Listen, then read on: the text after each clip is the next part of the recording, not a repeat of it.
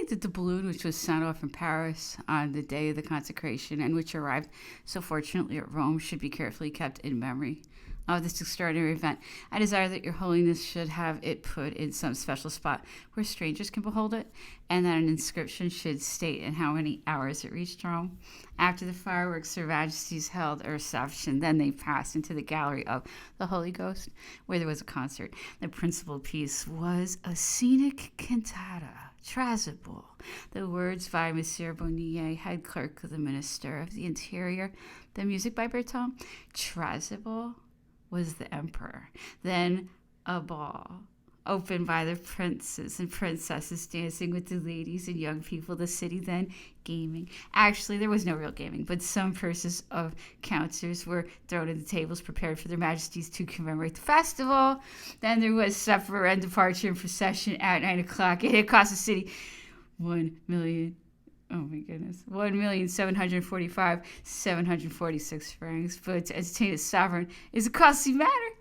And then there was a festival given by the generals in the hall of the Cirque Olympique, for which every general division had to contribute 3,000 francs and every general brigade 1,500 francs, and of which the repast provided by Paris cost 60,000 francs.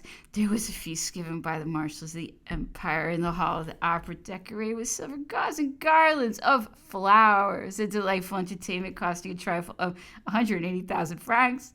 There was a feast given to the empress by the legislative body with the unveiling of the statue of Napoleon. Then every day there was an audience from the throne with the appearance of the court in full dress, an audience to the archbishops and bishops, an audience to the presidents of the electoral colleges and the colleges of the district, and to the prefects, an audience to the presidents of the councils of departments, to the underprefects, the mayors of the good towns, the presidents of the cantons, an audience to the deputations from the army, an audience to the Council of Italy, an audience to the Imperial Institute. The emperor never tired of ceremonies, the days on which he did not hold grand audiences or be entertained at festivals or spent in hunting with the foreign princes. This reached a climax in the solemn session of the Senate when the emperor accepted the crown of Italy and showered principalities around him, and in the memorable festival of Saint Cloud, when the second son of Louis and Hortense was christened, amid all the niceties of monarchical etiquette. By then it was the 3rd of Germinal, March 24th, 1805. Chapter 8. The price of the coronation. The Pope had now been at Paris nearly 4 months, and amid the bustle of festivals at which he hardly appeared and had nothing to do, he visited the churches and gave audiences to the faithful and even to the curious. He was affable, even easygoing. Like a traveler, he visited the sites of Bois de Boulogne, the Invalides, the Sèvres manufactory, the Mint for Metals, the Gobelins, the Hotel Dieu, the Fernie Metal Manufactory, the Imperial Library, the School of Mines, the Imperial Press, the Hotel de Monet, the School of Arts and Crafts, the Institution for Deaf Mutes, and the Cannes Blind Asylum. At each visit, there was an address, a blessing, a display, printing of books such as the Lord's Prayer in 150 languages, striking of metals, practice demonstrations, experiments, and so forth. These could interest, amuse, and instruct him, but was it for this that he had come to Paris? Was it for this that he had delayed?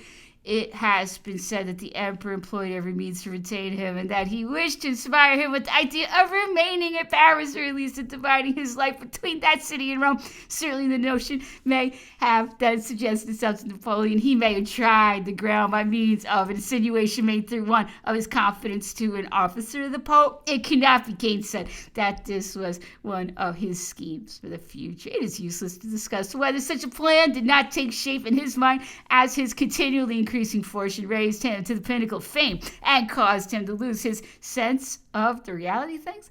But at this moment, if the suggestion was very cautiously made on receiving a rebuff, he pressed the matter no further.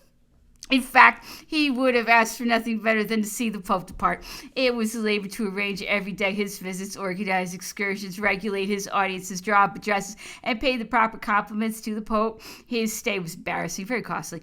There was the hire of furnished houses for the Pope's train, furnishing, washing, heating, lighting, and food, which came to $1 million at least. Besides, Napoleon was divided between the fear that enough should not be done, that the honors paid were not sufficient for the loftiness of the papal dignity, and the apprehension of doing too much, of an increase of ultramontanism resulting from the Pope's journey, and of Pius VII becoming so popular that he, the emperor, should find himself thrown into the shade. He went so far as even to forget the deference he should have shown to the Pope as his guest. He placed him in the third place at the banquet of the 14th of February. He took precedence of him on every occasion. He overwhelmed him with humiliation, said Consalvi, whose hatred urged him to exaggerate everything.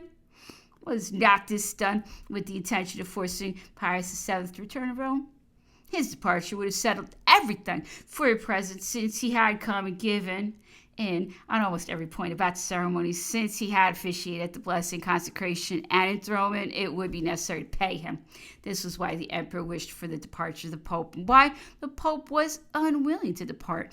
Doubtless magnificent presents were prepared for him, and efforts were made, apparently, to satisfy his wishes. It appears that he had expressed a wish for the carpet from the Savonnerie carpet manufactory for his drawing room. Two were offered to him, one at 25 feet, the other of 12 feet. These cost 30,000 francs. He praised the Gobelin tapestries. 8 pieces were chosen out for him with subjects from the New Testament, costing 80,000 francs. The Empress would have given him a rochet, which she had already sent him one by Tascher. Its place would be taken by 2 candelabra, which he had noticed at Sevres. The price, 24,000 francs. To these last were added some vases and tea set and a service costing 12,000 francs. The communion plate, which together with a papal tiara was to be the principal gift, was of a very different kind. The altar slab was to be of solid lapis lazuli covered with beads of silver gilt. In the middle, a bas relief was let in of gilded silver 9 feet long and 3 feet high, representing the Nativity and containing 18 salient figures, designed by Lebrun and executed by Cousteau. This was a happy idea proposed by Monsieur Auguste, a goldsmith related to Cousteau's family. At the time of the sale, he had bought this bas-relief, which had been given by Louis XIV to the professed house of the Jesuits, some apostles executed by Castelier, and a Christ, the work of Roland, were added to it. As to the chalice, the paten, the oil vessels, and the chased gold platter executed in the most modern style, they were to be adorned with 24 cameos of the 15th century, on which were cut the scenes of the Passion, and with a later cameo, the head of Jesus Christ. The whole gift would not cost 240,000 francs, and the bas relief and cameos, if it had been necessary to make them, would have cost more than the entire communion plate. Fleuriot, the surveyor general, was delighted. No ornament comparable to the communion plate is to be seen, he wrote, in Italy or elsewhere. The public were admitted to inspect the models, which were displayed in the Napoleon Museum, and which had been strongly approved of by Talleyrand, Visconti, and Dauterive.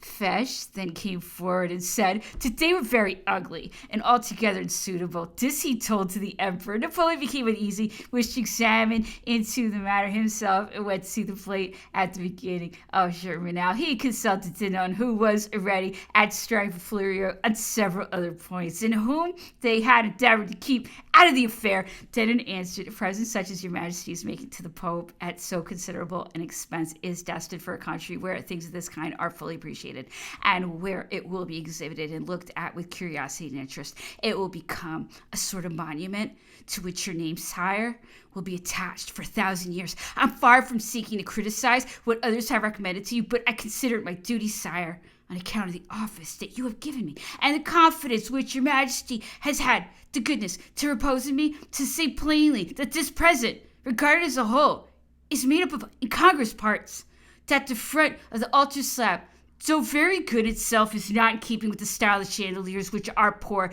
and heavy, that the chalice and the oil vessels are again of third style, and that none of these has the characteristics of either grandeur or good taste.